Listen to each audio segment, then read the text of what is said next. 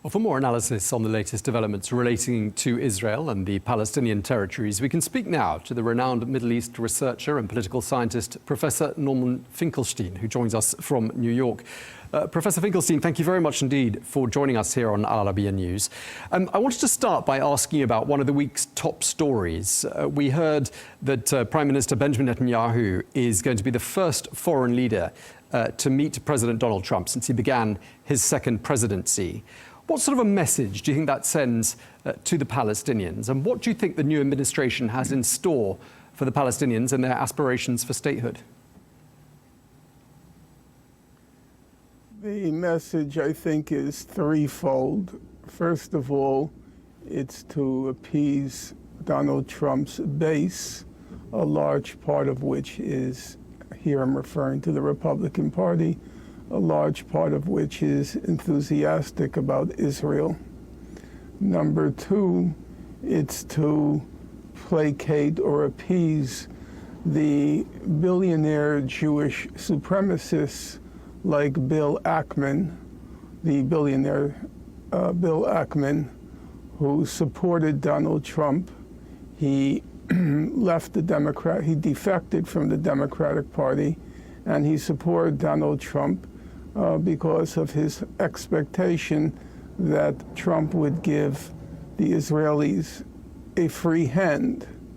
And number three, in general, he wants to transmit the message that international law will have no part in his administration, that even though a search warrant has been issued by the International Criminal Court against Prime Minister Netanyahu, as well as the former Defense Minister Gilon, that those kinds of considerations, i.e. the rule of law, will be ignored or flouted by the Trump administration. As to the prospects, my guess is that Donald Trump will give the Israelis a free hand so long as it doesn't become an international crisis in Gaza. So if quietly the Israelis can block any humanitarian aid from entering Gaza, if quietly the Israelis can prevent the rebuilding, the reconstruction of Gaza, if quietly the Israelis can force a fait accompli on the Palestinians in Gaza, namely stay and starve or leave, then President Trump will happily go along with it.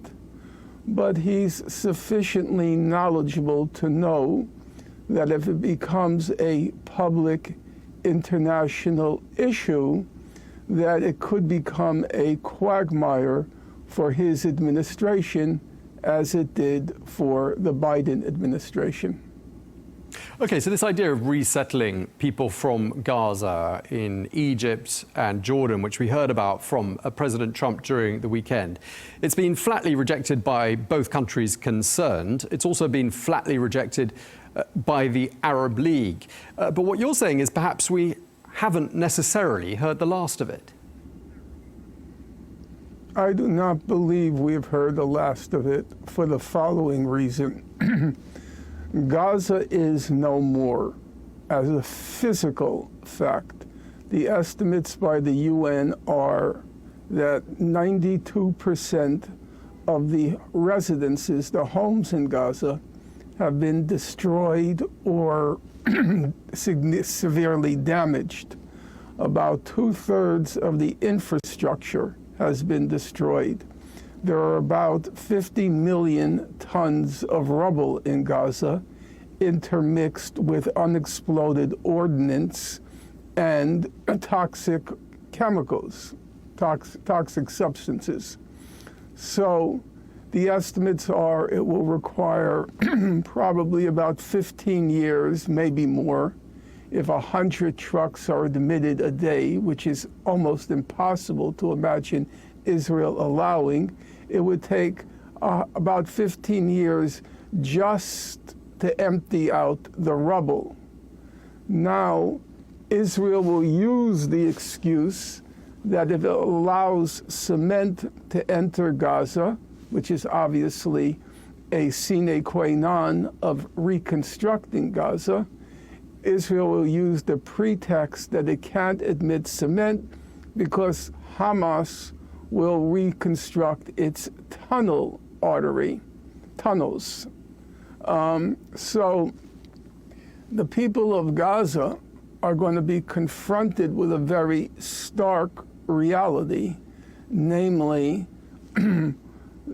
there is nothing to return to, and Israel will have achieved its primary goal, its primary aim the past 15 months has been to, quote, make Gaza unlivable. Let me repeat that.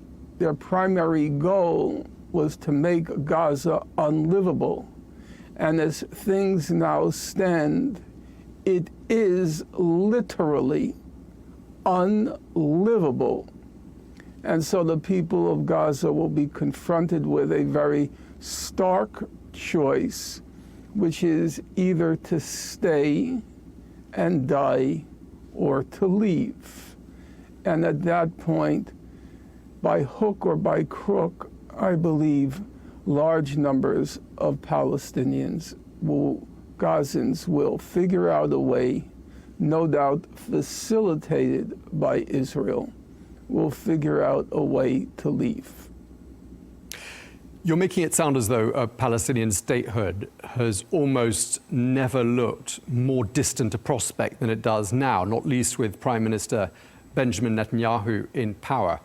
How do you think history is going to look back on a figure like Prime Minister Netanyahu? I frankly am not particularly interested in how history with a capital H looks back on any figure, because the question is always who is writing that history. If it's history as written by the victims, he's obviously a genocidal, Jewish supremacist, obnoxious, narcissistic, genocidal murderer. And that would be the proper verdict, were it the people, the victims, who write the history.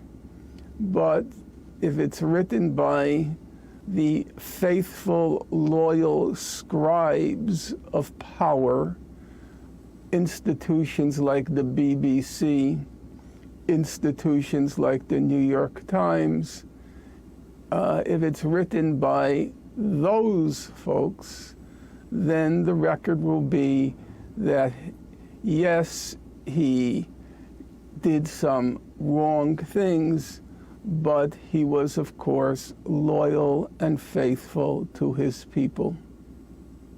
We were just talking before we crossed to you about the ceasefire that's been in place now in Gaza and has kept the peace for the last week and a half or so. I'm just wondering, President Donald Trump has taken considerable credit for that ceasefire deal being struck. How much credit do you give him for it? I think that Donald Trump was faced with a dilemma. He announced that a month before he assumed his office, that unless the hostages were freed, there would be hell to pay in Gaza.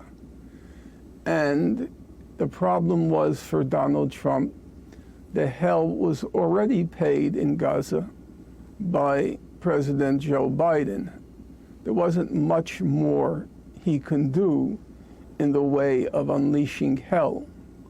Secondly, he didn't want to begin his presidency on a monstrous note, which would be unleashing even more weaponry on the defenseless refugee child population. On the other hand, he didn't want to come across as a blowhard on his first day in office. Namely, he said there would be all hell to pay. He had to do something.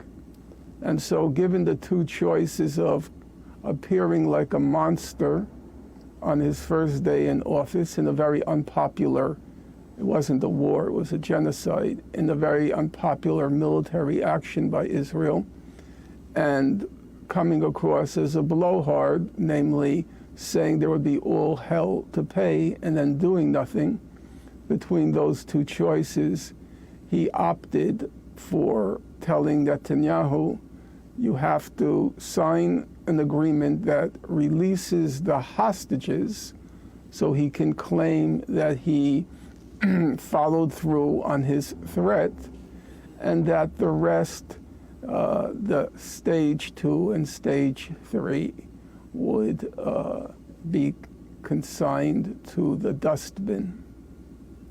Just looking at who's in the new Trump administration, the ambassador to Israel, Huckabee, Elon Musk, looking at the inner sanctum, people surrounding Donald Trump, how well advised do you think he is on this particular issue? And what do you think it means for peace prospects, for the future of the Palestinian people, that President Trump is there with those people around him?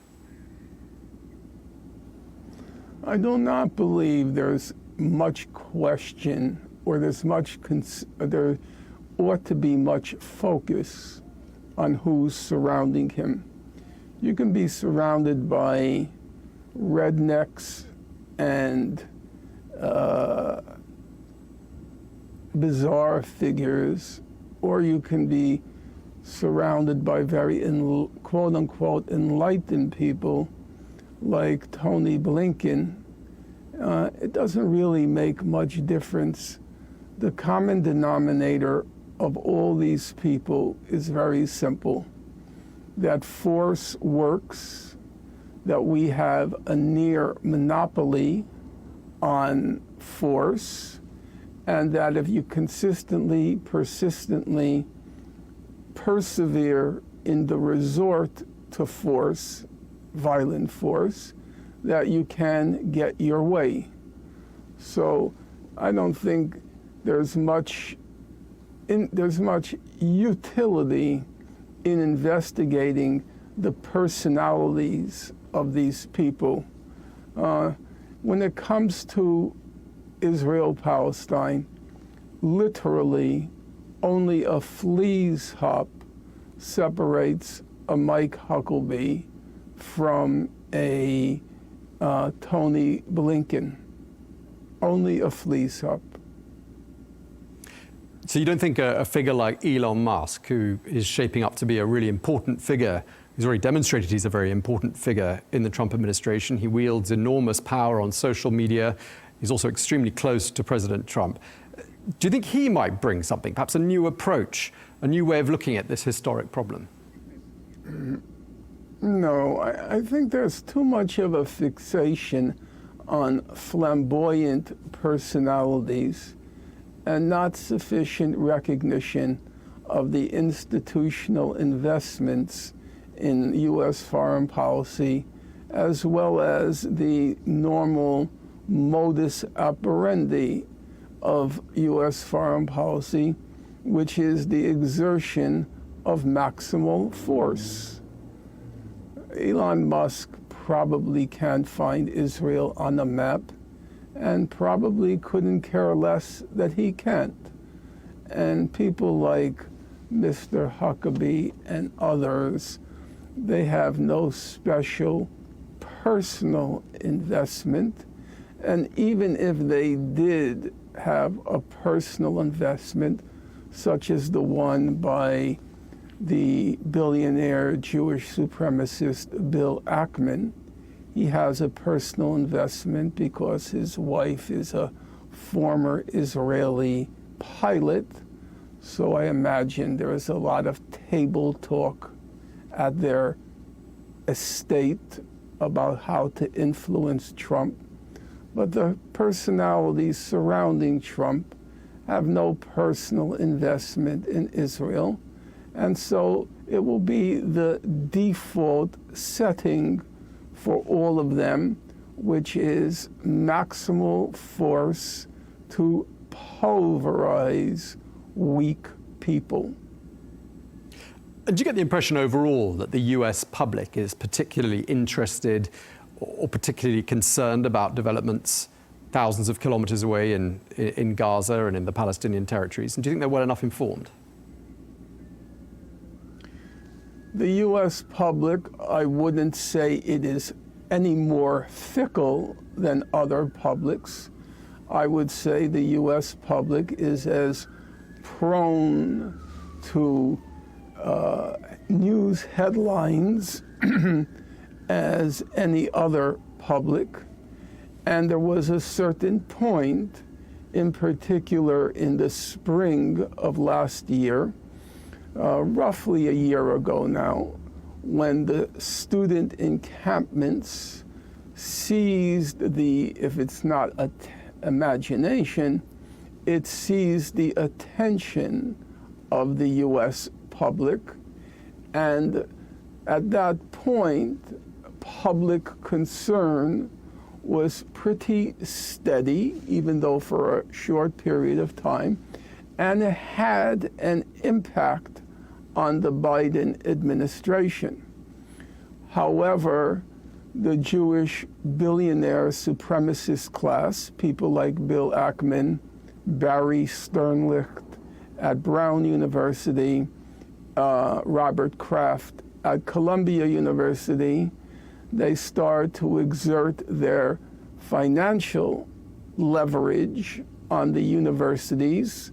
They ousted, unprecedented in American history, they ousted 3 Ivy League college presidents, President Gay at Harvard, President McGill at University of Pennsylvania, and the president of Columbia University was eventually ousted. And then the marching orders by the billionaire Jewish supremacist class was to crush all resistance on the college campuses to the Israeli genocide in Gaza. Now it's gone a step further with Harvard University last week imposing draconian limitations of free speech at Harvard when it comes to Israel and Palestine. So to get back to your question, in my opinion, the main order of the day has to begin on the college campuses under the slogan of Free Gaza, Free Speech, namely the right to free speech and the right to freedom of assembly was crushed last spring around graduation time in May. And the challenge now has to be for every college campus in our country to seize on the slogan, Free Gaza, Free Speech, the right to speak your mind out on the genocide, the ongoing genocide in Gaza, and the right of assembly. So in my opinion, they should set a date, maybe April 1st, 2025, where every college campus in our country simultaneously in synchrony sets up a new encampment. Now that would mean, in my opinion, a direct confrontation, not just with the university administrations, but with an emboldened president, Donald Trump. It would be a direct confrontation. But I think in terms of preserving what remains, the remnants of our democracy in this country, That's a confrontation that should be welcomed by the students' activists who will play a vanguard role in trying to win back that right to free speech, which was crushed not by the Trump administration, but by the Biden administration, but which Trump will no doubt capitalize on should there be resistance on the college campuses. Yeah, and I just want to ask you, because I mean, some of our viewers might not be aware of the draconian measures that you're referring to on campuses. And I think you mentioned recently that words like Gaza and genocide are two words that are in fact forbidden in some university campuses. Correct me if I'm wrong. But I'm just wondering yourself as a professor, as an academic, what goes through your mind when you hear that centers of academic excellence are forbidding the discussion of important issues, essentially? Well, what goes through my mind is how utterly spineless these university administrations are, how totally lacking in any principle whatsoever these administrations are, and how superficial, how cheap is their commitment to principles like academic freedom. You hear the term over and over again, proudly burnished by these universities.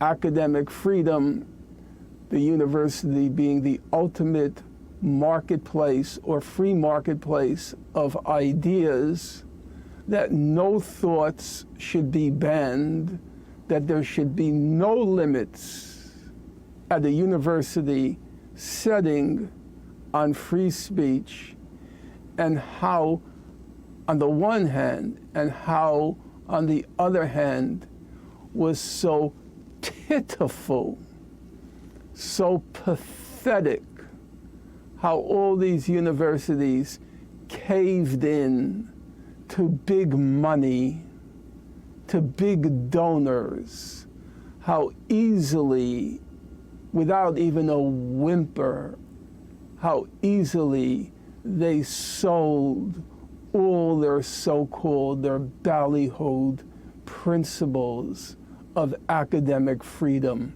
and free speech. It's so pitiful, so pathetic how these university administrations, beginning with Harvard, acquitted themselves. Remember, we're America. There's no threat of a military coup, of being jailed, of being disappeared, of being tortured in a in a chamber. We don't face those threats, which are faced by so many other peoples around the world. What threats do these universities face? They have, in the places like Harvard, they have tens and tens and tens of $1 billion in endowments. So they may lose from those tens of billions of dollars, they may lose, yes, it's true, a few $100 million in alumni donations. And because of that, you completely capitulate. You sell all your principles. It's so pitiful. The heroic poses they make. But then, at the moment of truth, all their principles collapse like a house of cards. And as you mentioned just before I asked you that question, a lot of what you were talking about happened on the watch of the previous administration. It happened on President Biden's watch. That's correct. And I'm just wondering... Yes, that should never be forgotten. Right, and I just want to ask you whether you think ultimately his handling, not just of that issue, but issues right across the Middle East, in particular this issue of what's been happening in Gaza, do you think that's what cost them the election last year? Obviously, there's been a lot of speculation on that question, and since it involves subtleties of analysis, of which I'm not capable because I've not studied the literature on the subject, I don't wish to comment. What I would want to say is, number one, however awful Trump turns out to be, we must remember that it was the Biden administration that gave the green light to the genocide in Gaza. Some people bewail the fact that Donald Trump says all the people in Gaza should be cleaned out and resettled elsewhere. Have we forgotten already that it was Secretary of State Blinken who went to Egypt and sent his emissaries to Egypt right at the beginning of the Gaza genocide, calling on Egypt to allow the Palestinians, the people in Gaza, to be expelled to the Sinai? There is so far nothing new under the sun. It was all the basic principles were established under the Biden administration. Professor Finkelstein, you've got a new book coming out later on this year entitled Gaza's Gravediggers, an inquiry into corruption in high places. Now, without giving too much away about the book, you do take aim at the International Court of Justice, in particular one individual, Julia Sebutinde, who is the president of the International Court of Justice. You single her out for some pretty serious misconduct, bribery, blackmail, plagiarism. And you say the ICJ failed Gaza. Why do you say those things? I would not say as a blanket statement the ICJ has failed Gaza, the International Court of Justice. What I would say is the following. There has been an enormous amount of corruption in the international legal system, including the International Criminal Court, which needs to be distinguished from the International Court of Justice, including the International Criminal Court, where, and I want to emphasize what I'm about to say, it is not my opinion, it is not my feeling, it is the documentary record that shows, and here is what it shows based on my reading of it, my close reading of it. Number one, the chief prosecutor of the ICC, the International Criminal Court, the chief prosecutor preceding the current prosecutor, Karim Khan. Her name was Fatou Bensouda from the Gambia. She was almost certainly being bribed or blackmailed by Israel. Almost certainly. The documentary record on her handling of what was the Mavi Marmara case, that was the flotilla, that was the humanitarian flotilla that was attacked by Israel on May 31st, 2010. That case went before the ICC, and Fatou Bensouda desperately and brazenly sought to crush that case in the ICC. She was almost certainly being bribed or blackmailed by Israel.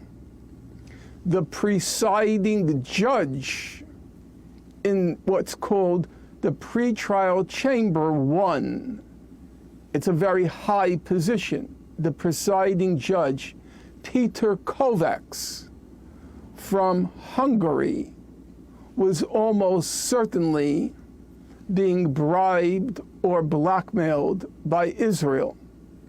Now, turning to the ICJ, the International Court of Justice, it's almost certainly the case, based on having perused the documentary record, that the current president, she was just elevated to her office because the previous president now holds high office in Lebanon,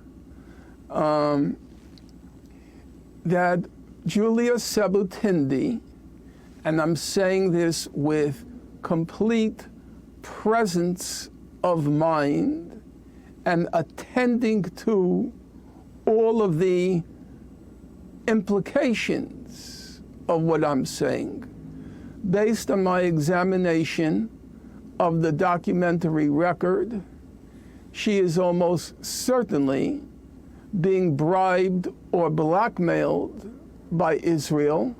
Exactly what happened. She is from the Uganda, almost a repeat performance of Fatou Bensouda at the International Criminal Court. And now it's Fatou Bensouda was the chief prosecutor in the ICC, and now Julia Sebutindi is the president of the ICJ. And she is almost certainly being bribed and blackmailed by Israel. The fact of the matter is, the presidency of the ICJ is now, or the president is in thrall to a foreign power.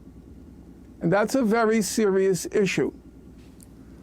However, I would also want to say that the previous president of the ICJ, Joan Donoghue, who was from the United States, Joan Donoghue, after the ICJ found that Israel was plausibly committing genocide in Gaza, after that finding by the ICJ in January, I think it's January 26th, if my memory is right, January 26th, 2024, Joan Donoghue, the former president, went on the British BBC program Hard Talk, and she flagrantly and brazenly lied,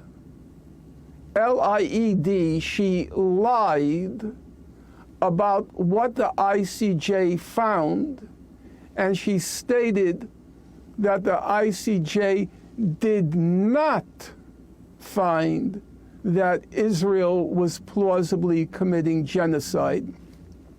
That statement by her was a flat-out lie. So there is a huge amount of corruption at play in the ICC and the ICJ. However, it also has to be stated that the ICJ, notwithstanding what Joan Donoghue stated or lied about, it did, in my opinion, carry out its task, the challenge before it, beginning in January 2024, then again in February 2024, then again in March 2024, and then again in May 2024. Each time South Africa kept coming before the ICJ, and in my opinion, the ICJ did what it maximally could have done to stop the genocide. However, the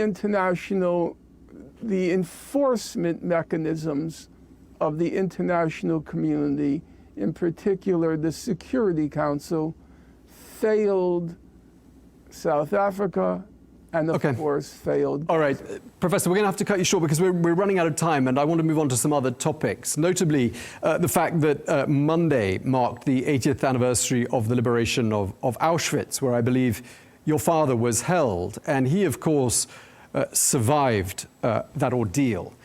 I want to ask you, as the son of two Holocaust survivors, both of whom passed away almost exactly 30 years ago, at a time when peace and the two-state solution looked perhaps closer than it's looked at any other time in modern history. What do you think they would make of the situation we're in today with regards to what's happening in Israel and the occupied Palestinian territories? I don't have any doubt about where my parents would stand.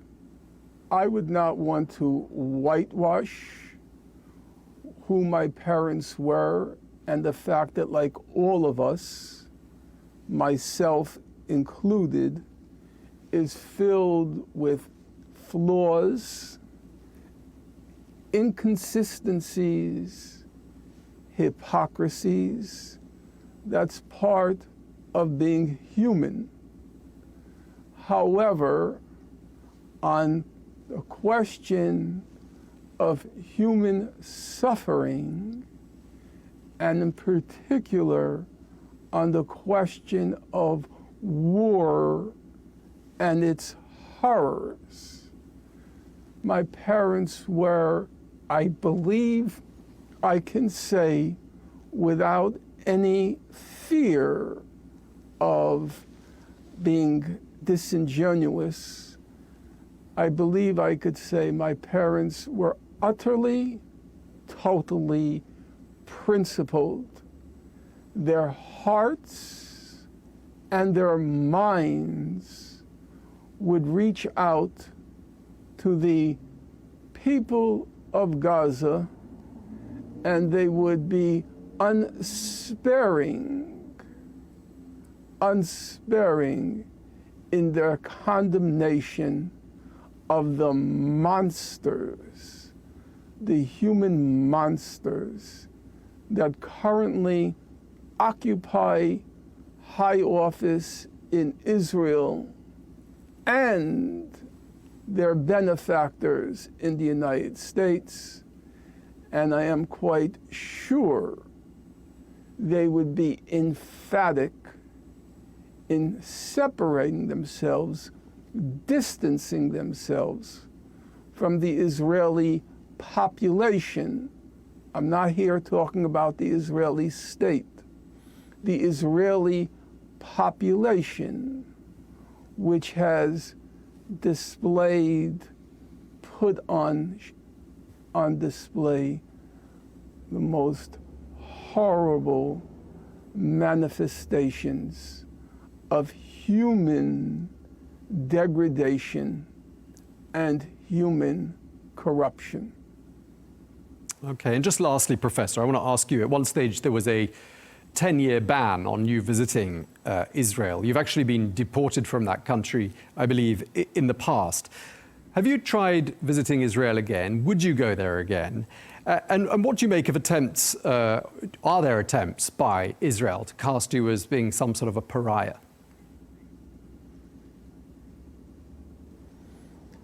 I've made no attempts because it's quite obvious what will happen, and I don't see it as being economical, both in terms of time and cost, to go all the way, to journey all the way over there, only to be